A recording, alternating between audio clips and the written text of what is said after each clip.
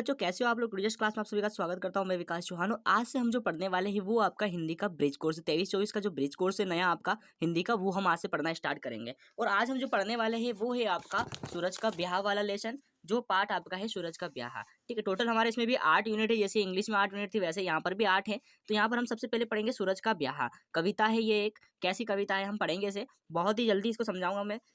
उड़ी एक अफवाह, सूर्य की शादी होने वाली है। भैया बोल रहा है कि अफवाह उड़ी है, एक अफवाह उड़ गई है। क्या हो रही है भाई? सूरज की। सूरज यानी कौन सा सूरज है? ये किसी का नाम नहीं है, ये सूरज, सूर्य की बात हो रही है। यहाँ पर सूर्य की बात हो रही है, सूरज या सूर्य की बात हो रही है। ठीक है, तो यहाँ पर सूर्य की शादी होने वाली है।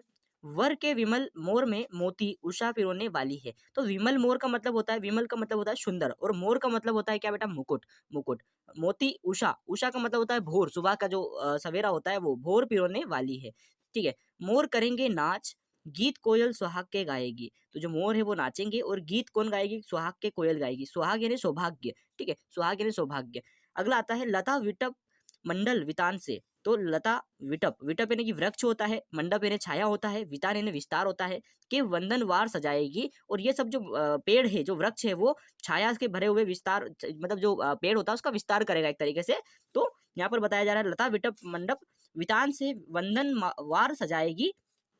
और अगला क्या लिखा है? अगली लाइन लिखी है, जीव जंतु भर गए खुशी से, वन की पात पात डोली। कि जो जीव जंतु है, जो वहाँ के जीव जंतु है, वो क्या हो गए? खुशी से भाई झूम उठे खुशी से। ठीक है, भर गए खुशी से। ठीक है, और वन की पात पात, पात पात का मतलब होता है बेटा, पात पात का पंक्ति पंक्ति। ठीक है, पंक्ति पंक्ति, जो वन की जो पंक्ति पंक्ति होती है वो डोली है, हिलने लगी है। ठीक है, इतने में जल के भीतर, इतने में जो जल के भीतर यानी कि जल के जो अंदर से एक आवाज आती है, क्या बोलते हैं? से एक वृद्ध मछली बोली। कौन बोली? एक बूढ़ी मछली, है ना, मछली होती है जल के अंदर, वो मछली बोली। ठीक है, फिर क्या लिखा है यहाँ पर? यहाँ पर लिखा है सावधान जल चरो, सावधान जल चरो। जो जल चरो का यहाँ पर मतलब बताया गया है कि जो जली जीव होते हैं, जो जल के अंदर रहते हैं, उनको जली जीव कहते हैं, उनको जल चरो कहते हैं। ठीक है, यहाँ पर सावधान, सावधान जल चरो, खुशी में सबके साथ नहीं फूलो। और ये कह रहे हैं कि सावधान जल चरो, तुम खुशी में सबके साथ मत फलो फूलो, कि सबके साथ तुम खुश मत हो। ब्याह सूरज का ठीक है, ब्याह सूरज का ठीक है भाई, ठीक है कि सूरज का ब्याह होना, मगर तुम इतनी बात नहीं भूलो, तुम इतनी बात मत भूलो। कौन सी वो बात है? वो यहाँ पर बताई गई है। फिर कह रहा है कि एक सूर्य के ही मारे हम विपद कौन कम सहते हैं। यानी कि कह रहा है कि एक सूर्य के ही मारे, एक सूर्य ही है और उससे विपद यानी कि कठिनाई कौन कम सहते हैं? हम कौन कौन कठिनाई कम सहते हैं? हमको बहुत कठिनाई होती है एक ही सूर्य से। गर्मी भर सारे जलवासी, और जो गर्मी का मौसम होता है उसमें जो सारे जलवासी होते हैं, जलवासी यानी कि जल के अंदर रहने वाले, छटपट करते रहते हैं, यानी कि छटपटाते रहते हैं। जल पानी जो टेम्परेचर होता है, जल का जो होता है पानी का टेम्परेचर, वो क्या होता है? गर्मी में बढ़ जाता है सूर्य की वजह से। और टेम्परेचर बढ़ने से क्या होता है कि वहाँ के जो जल के अंदर जो निवास करने वाले जलवासी है, वो जल के जीव जैसे मछलियाँ होती है और भी बहुत सारे जलीय जीव होते हैं। ठीक है, वो सब क्या होता है? छटपटाने लगते हैं वो जल की वजह से, उस गर्म पानी की वजह से।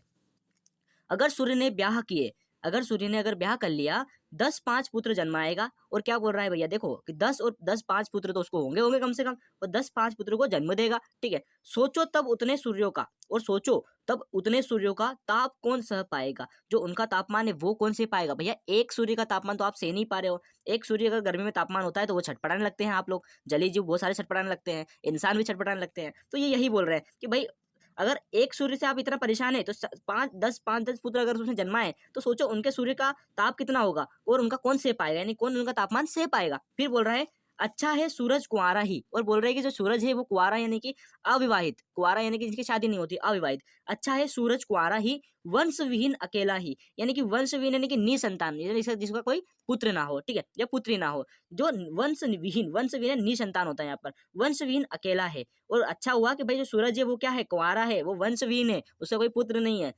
इस प्रचंड का ब्याह जगत की, और अगर ये प्रचंड यानी कि भयानक जो सूर्य है, इसका जो ब्याह जगत की खातिर बड़ा झमेला है। और अगर ब्याह हो गया तो ब्याह होना क्या है? बहुत बड़ा झमेला है, बहुत बड़ी गड़बड़ी है। और यहाँ पर आपको पूछा गया है कि ये पूछा नहीं गया, यहाँ पर बताया गया है कि ये जो कविता है ये किसके द्वारा लिखी गई। तो रामधारी सिंह दिनकर। आपको परीक्षा में ये आ सकता है कि सूरज का ब्याह कविता किसके के लेखक कौन है, या इसके कवित्री कौन है, कवि कौन है इसके। ठीक है, या इसके कवि कौन है। तो आपको कर देना है रामधारी सिंह दिनकर इसके कवि है। क्वेश्चन यहीं से आएगा बेटा, ये चीज ध्यान में रखना आप लोग। ठीक है, तो अगला हम देखते हैं अगला पेज में क्या लिखा है। तो पेज नंबर 2 पे हम आ जाते हैं, और पेज नंबर 2 पे आप देखेंगे तो यहाँ पर आपको दो चीजें बताई गई है। यहाँ पर आप बोलेंगे सर यहाँ पर कार्यपत्रक फर्स्ट, और यहाँ पर लिखा है शिक्षक द्वारा बोले गए शब्दों को लिखिए। शिक्षक जो शब्द बोलेंगे वो यहाँ पर लिखना है, वो मैं अपने तरीके से मैंने नहीं बताए, जो आपके टीचर आपको बताए वही लिखना है यहाँ पर, ठीक है। बाकी मैं पूरा इसको सोल्व कराऊंगा, लेकिन दो चीजें मैं सोल्व नहीं करा रहा हूँ। अपनी पसंद की एक कविता लिखिए, आपकी जो भी पसंद की कविता, देखो ना यार पसंद सबकी अलग अलग होती है, शिक्षक सबके अलग अलग होते हैं, वो अपने अलग अलग शब्द बोलेंगे, तो यहाँ पर वो लिखना है, और यहाँ पर क्या लिखना है, अपनी पसंद की कविता लिखना है, जो आपको पसंद हो कविता वैसे लिखना है। तो ये बच्चों को कार्य करना है, ये बच्चों को आप लोगों को ही कार्य करना है, इसमें हम लोग नहीं कर सकते, ठीक है।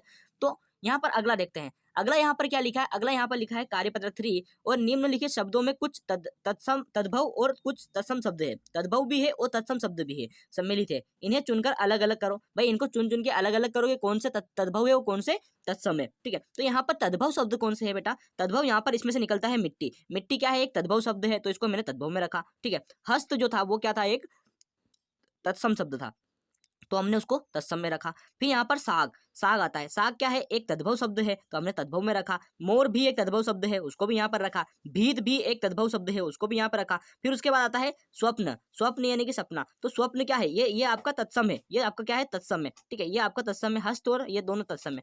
मृतिका, तो मृतिका आपका क्या है भाई, ये अभी मैं आपको नहीं बताऊंगा, इसके लिए आपको यहाँ पर लिखा गया है ऑलरेडी, क्या लिखा है, तत्सम लिखा गया है, ठीक है। फिर आता है शाक, फिर उसके बाद क्या आता है, शाक भी क्या है भाई, शाक भी एक क्या है आपका तत्सम शब्द है। फिर भित्ति और चंद्र, तो चंद्र भी क्या है भाई, चंद्र भी आपका क्या है, आप देखेंगे यहाँ पर, तो जो चंद्र है वो भी आपका क्या है, वो भी आपका चंद्र जो है वो भी आपका क्या है भैया, वो भी आपका तत्सम शब्द है। फिर आता है समुद्र, तो समुद्र आपका तद्भव शब्द जरूर है ना। झरना भी आपका क्या है भाई, झरना जो है वो तद्भव शब्द है, क्या है, तद्भव शब्द है। फिर श्रृंखला, श्रृंखला आपका तत्सम है, श्रृंखला आपका तत्सम है। और हाथ, हाथ क्या है भैया, जो हाथ है आपका, जो हाथ है वो काय में आएगा, तो आपका तद्भव में आएगा, ठीक है। यहाँ पर लिखा है गोरा, तो गोरा जो है वो काय में आएगा, वो आपका तत्सम में आएगा, ठीक है। सपना, तो सपना यहाँ पर आपका काय में आएगा बेटा, सपना जो है वो आपका आएगा यहाँ पे तद्भव में, ठीक है।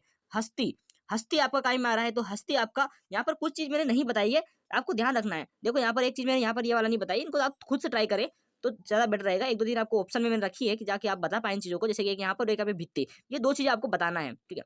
उस तरीके से यहाँ पर लिखा है, क्या लिखा है, हस्ती, तो हस्ती जो है वो क्या है, एक तत्सम शब्द है।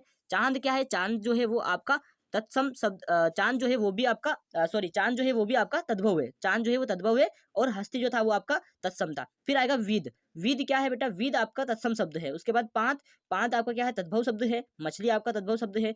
कान, कान और हिरण, तो यहाँ पर आपका जो कान और हिरण है वो दोनों तद्भव में आएंगे, यानी कि मैंने यहाँ लिख दिया, जगह नहीं थी, तो यहाँ पर तद्भव में कान और हिरण, ये दोनों क्या है भाई, ये तद्भव शब्द है। तो इस तरीके से आपको इसको पूरा कर लेना है, ठीक है। तो उम्मीद करता हूँ आपको ये भी समझ में आया होगा। अगले पेज पर चलते हैं। अगला पेज क्या है हमारा, अगला पेज है हमारा यहाँ पर कार्यपत्रक 4, समान तुक वाले शब्दों को पहचान कर लिखिए। समान तुक यानी कि जो समान एक दूसरे में बोलने में समान भी होते हैं, ठीक है। समान तुक वाले शब्द, देखिए मैं आपको समझाता हूँ। यहाँ पर जो शब्द है इनमें से समान तुक वाले निकालना है। जैसे कि यहाँ लिखा है कहर, तो कहर के समान क्या लिख रहा है, तो यहाँ पर हम ढूंढेंगे कहर के समान, तो आपको दिखाई देगा नहर, नहर, नहर। कहर और नहर में क्या अंतर आ रहा है, नहर भी है कहर भी है, ठीक है। तो का ही बदला है बस, और पीछे वाला शब्द सेम है, तो कहर नहर हो गया। कान का क्या हो जाएगा, कान का देखेंगे मान, ठीक है। तो मान, का में भी आ की मात्रा है और मा में भी आ की मात्रा है, और इधर ना है, तो मान हो जाएगा। फिर रात, तो रात का क्या हो जाएगा, रात का आप देखेंगे तो बात हो जाएगा, ठीक है, बात हो जाएगा। मकान का दुकान लिखा है। अपना का सपना लिखा है। साथ का हाथ लिखा है। तारा का नारा लिखा है। बिटिया का घटिया लिखा है। खिला का दिला लिखा है। छिला का केला लिखा है। सजाएगी का गाएगी, और झमेला यानी अकेला। तो इस तरीके से ये क्या लिखे हमने, सब शब्द है ये समान तुक वाले शब्द थे, तो ये भी आप लोग लिख लीजिएगा। चलिए अगला चलते हैं। अगला लिखा कविता में आए नए शब्दों का अर्थ लिखिए। कविता में जो नए शब्द आए हैं उनका अर्थ क्या होता है, मैंने आपको वैसे उधर बता दिया है, लेकिन यहाँ पर आपको एक बार और मैं बता देता हूँ, ठीक है। अफवाह, अफवाह यानी उड़ती हुई खबर होता है। मोर यानी मुकुट होता है। विमल यानी सुंदर होता है। उषा यानी भोर या सुबह होती है, ठीक है। फिर सुहाग यानी सौभाग्य होता है। विटप यानी कि वृक्ष होता है। मंडप यानी छाया होती है। वितान यानी कि विस्तार होता है। पात, पात यानी कि पंक्ति पंक्ति होती है। वृद्ध यानी क्या होता है बेटा, बूढ़ा होता है, ठीक है। वंदनवार यानी सजावट होता है। और जलचर यानी कि क्या होता है, जली जीव होते हैं। विपद क्या होता है, विपदा होती है। प्रचंड यानी कि भयानक होता है। खातिर यानी आव भगत होती है। और कंवारा, आव भगत यानी खातिर करते हैं ना, किसी की खातिरदारी करते हैं, वो आव भगत होती है। कंवारा यानी कि अविवाहित होता है। ताप यानी कि तापमान या गर्मी होती है। वंशहीन यानी कि निसंतान होता है। मैंने आपको सारी चीजें बता दी है। जमेला यानी कि गड़बड़ होती है। और छटपट यानी कि छटपटाना, ठीक है। तो ये सारे मैंने आपको कविता भी पढ़ाई थी, तो वहां पर सबके अर्थ बता दिए थे, लेकिन एक बार और मैंने आपको यहाँ पर अर्थ बता दिए। चलिए अगले पेज पर चलते हैं। और अगले पेज पर जो आपको मिलने वाले हैं वो है यहाँ पर एक और आपको कविता, ठीक है। तो हमें अब यहाँ पर ये पढ़ना है, तो चलिए पढ़ते हैं। निम्नलिखित काव्यांश को, काव्यांश बोलेंगे इसको हम, है ना। काव्यांश को पढ़कर नीचे दिए गए प्रश्नों के उत्तरों में से सही विकल्प चुनिए, यानी कि यहाँ पर सही विकल्प ऑब्जेक्टिव आपको यहाँ पर आए हुए हैं। तो क्या है, कहती सारे दुनिया जिसे किस्मत, नाम है उसका हकीकत में मेहनत, जो रचते हैं खुद अपनी किस्मत वे कहे जाते हैं साहसी, और जो करते हैं ईश्वर से शिकायत वे कहे जाते हैं आलसी। बहुत अच्छी कविता है, ठीक है। जो रुक गया मिट गया उसका नामो निशा, जो रुक गया उसका क्या होता है भैया, जो रुक जाता है उसका नामो निशा मिट जाता है। जैसे कि आप भी अगर पढ़ाई करते करते अगर पढ़ाई नहीं करेंगे, है ना, रुक जाएंगे, तो आपको नामो निशा मिट जाएगी, अर्थात आप जो है आप फेल हो सकते हैं, ठीक है। जो चलता रहा अपनी मंजिल वो पा गया, जो चलता गया, जैसे आपने खरगोश की कहानी सुनी होगी, खरगोश और कछुए की, तो जो चलता गया वही अपनी मंजिल पाया था। तो यहाँ पर वही चीज समझाई जा रही है। खुशी के हकदार है वही जिन्होंने दुख को सहा, और खुशी उन्हीं को मिलती है बेटा जिन्होंने दुख को सहा होता है। छोड़ के दामन फूलों का, और छोड़ के दामन फूलों का कांटों की राह को चुना, यानी कि आप सरलता को नहीं चुनना है आपको कठिनता को चुनना है, और तभी आपको क्या मिलेगी, राह को चुनो, कांटों की राह को चुनो। निराशा का अंधकार मिटाकर, निराशा यानी कि जो आप निराश होते हैं उसका अंधकार मिटाकर आशा के दीप जलाओ, छोड़ भाग्य की दुहाई अपनी किस्मत स्वयं बनाओ। तो ये आपको एक छोटा सा काव्यांश था, इस पे हम क्वेश्चन आंसर कर लेते हैं। तो आप लोग खुद भी कर सकते हैं, मुझे पूरा भरोसा है कि आप लोग ये कर पाएंगे, ठीक है। मैं आपको करवा देता हूँ। लेकिन हकीकत में किस्मत किसे कहते हैं, तो हकीकत में किस्मत मेहनत को कहते हैं। जो अपनी किस्मत रचते हैं उन्हें क्या कहते हैं, उन्हें हम साहसी कहते हैं, ठीक है, साहसी, ठीक है। तो रचयिता नहीं कहेंगे, साहसी कहेंगे।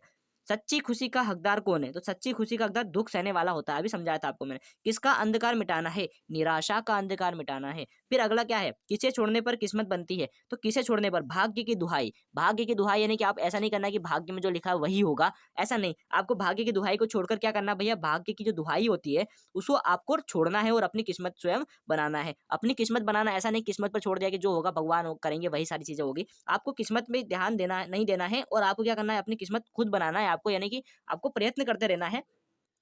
जो रुक गया मिट गया उसको, जो रुक गया मिट गया उसका क्या होगा, जो रुक जाता है जो मिट जाता है उसका क्या, जैसे खरगोश रुक गया था उस कहानी में, आपने खरगोश और कछुए की अगर कहानी सुनी तो उसमें खरगोश क्या हो गया था, जो रुक गया था, लेकिन खरगोश तेज भाग भी सकता था, तो वो रुक गया था। तो रुकने से क्या हुआ कि वो हार गया था, यानी उसका नामो निशान मिट जाता है। तो आप लोग अगर प्रयत्न करने से हार जाएंगे, आप लोग प्रयत्न नहीं करेंगे, अगर आप अभी एग्जाम जो है वो आपका नजदीक आ गया और अगर आप अभी तक पढ़ाई नहीं करी है और आप रुके हुए हैं, आप सोच रहे हैं कि परीक्षा आएगी तभी पढ़ाई करूंगा, तो इससे क्या होगा ना कि आपको बहुत भारी नुकसान होगा, ठीक है। तो ये आपको मैंने समझा दिया है। अगले पेज क्रमांक 5 पे चलते हैं, और यहाँ पर कुछ चीजें लिखी हुई है। यहाँ पर लिखा है कार्यपत्रक 7, और यहाँ पर लिखा है नीचे दिए गए चित्रों को देखकर अपने सरल शब्दों में एक अनुच्छेद लिखिए। बेटा अनुच्छेद यानी कि एक छोटा सा आपको इसके बारे में बताना है। यहाँ पर आपको जो दिख रहा है उसके हिसाब से आपको एक कहानी बनाना है, कहानी जैसा कुछ बनाना है। तो देखिए यहाँ पर देखेंगे आप, नोटिस करिए यहाँ पर एक जो पंछी है वो यहाँ पर एक पिंजरे में बंद है, यहाँ पर कुछ पंछी उड़ रहे हैं, यहाँ पर सूर्य उग चुका है, ठीक है। तो यहाँ पर चहल पहल आपको यहाँ पर दिखाई दे रही है, लेकिन यहाँ पर ये एक जो है ये गुहार लगा रहा है भाई पिंजरे से बाहर निकलने की, ठीक है। तो यहाँ पर हम देखेंगे क्या क्या चीजें बताई गई है। तो यहाँ पर मैंने लिखा है सुबह का समय है, सूर्योदय हो गया है, सूर्योदय यानी कि सूर्य उग चुका है, ठीक है। जो झरना वह बह रहा है, झरना बह रहा है भैया, जो झरना यहाँ पर आप देख पाएंगे तो ये झरना है, ये यहाँ पर बह रहा है, ठीक है, झरना बह रहा है। पक्षी चहचहाने लग गए हैं, और पक्षी जो है वो चहचहाने लग गए हैं। चारों ओर उषा फैल गई है, चारों ओर क्या हो गई भाई, रोशनी फैल गई है, उषा फैल गई है। प्राकृतिक सुंदरता भी है, प्राकृतिक सुंदरता भी यहाँ पर देखने को मिल रही है आपको, ठीक है। तो प्राकृतिक सुंदरता भी है, लेकिन एक पक्षी पिंजरे में है, मैंने अभी आपको बताया था एक पक्षी पिंजरे में है, वह बाहर उड़ना चाहता है, और वह भी बाहर, वो भी आजाद होना चाहता है ना, वह भी बाहर उड़ना चाहता है। क्योंकि कैद में रहना गुलामी है, और क्योंकि कैद में रहना क्या होता है, गुलामी होता है। वह स्वतंत्रता चाहता है, और वह क्या चाहता है भैया, वह एक स्वतंत्रता चाहता है, वो आजाद होना चाहता है। तो ये मैंने यहाँ पर अपने हिसाब से लिखा है, आपको जैसा लग रहा है उस हिसाब से आप अपना अनुच्छेद लिख सकते हैं। यहाँ पर आपको ऑप्शनल ही है, आप अपना लिख सकते हैं, जरूरी नहीं है यही के यही उतारे, आप अपना लिख सकते हैं अपने तरीके से। मैंने आपको सिर्फ बता दिया कि हिंट दे दिया कि इस तरीके से अनुच्छेद लिखे जाते हैं, ठीक है। तो उम्मीद करता हूं आपको समझ में आया होगा। और अगला जो पेज है हमारा, उस पेज में आपका मैं देख लेता हूँ क्या चीज दी गई है। तो अगले पेज में यहाँ पर आपको एक चीज और बताई गई है भाई। यहाँ पर क्या बताया गया, आज सुबह से उठकर आपने क्या क्या किया उसके बारे में लिखिए। भैया आज सुबह जब आप उठे, ये तो आपने क्या क्या किया, तो यहाँ पर कुछ अच्छी अच्छी बातें आपको लिख देना है। जैसे आप ब्रश करते हैं, आज सुबह में उठा, उठने के बाद अपने माता पिता को प्रणाम किया, प्रणाम करने के बाद में क्या किया भैया, उसके बाद ब्रश किया, ब्रश करने के बाद आपका जो योगा वगैरह किया है ना, उसके बाद कुछ एक्सरसाइज किए, और एक्सरसाइज करने के बाद में क्या हुआ, मैं अपनी पढ़ाई करने बैठ गया। ऐसे ऐसे आप अपना लिख सकते हैं। ब्रश भी किया होगा आपने, नहाए भी होंगे आप, ठीक है, आपने पूजा अर्चना भी की होगी, तो सारी चीजें आपको यहाँ पर लिख देना है, ठीक है। आज सुबह ये अपने हिसाब से लिखे, देखो मैंने नहीं लिखा, मेरा दिनचर्या अलग है, आपका दिनचर्या अलग है, तो आप अपना लिखें यहाँ पर। क्योंकि 2-3 चीजें मैंने इसीलिए नहीं लिखी क्योंकि आप लिखना लिखना भी सीखेंगे ना यहाँ पर कि कैसे लिखना होता है भाई, कैसे आप आर्टिकल लिखना सीखेंगे, आपको लिखने की प्रैक्टिस आनी चाहिए। तो आज सुबह से उठकर आपने क्या-क्या किया है वो आपको लिखना है। तो उम्मीद करता हूँ आपको भी पसंद आया होगा वीडियो। अगर वीडियो पसंद आ रहा है तो चैनल को सब्सक्राइब कर दीजिए, क्योंकि डेली आप जितनी भी हिंदी का भी मैंने इंग्लिश का यहाँ पर डाल दिया है वीडियो, आपका ब्रिज कोर्स का, गणित का वीडियो मैंने ब्रिज कोर्स का यहाँ पर डाल दिया, और पूरी गणित की ब्रिज कोर्स और इंग्लिश की ब्रिज कोर्स मैंने खत्म कर दी है, और अब हम हिंदी की ब्रिज कोर्स ही कर रहे हैं। तो उम्मीद करता हूँ आपको ये वीडियो पसंद आ रहा होगा। अगर सारे वीडियो आपको देखना है अंग्रेजी वगैरह के, तो आप हमारे चैनल को सब्सक्राइब तो कर ही दीजिए अगर पहली बार आए हैं तो, और लाइक भी कर दीजिए और शेयर भी उन बच्चों को कर दिए जिनको भी इनकी नीड, जो आपके फ्रेंड्स है। ठीक है, तो थैंक यू सो मच, आज के लिए इतना ही, धन्यवाद।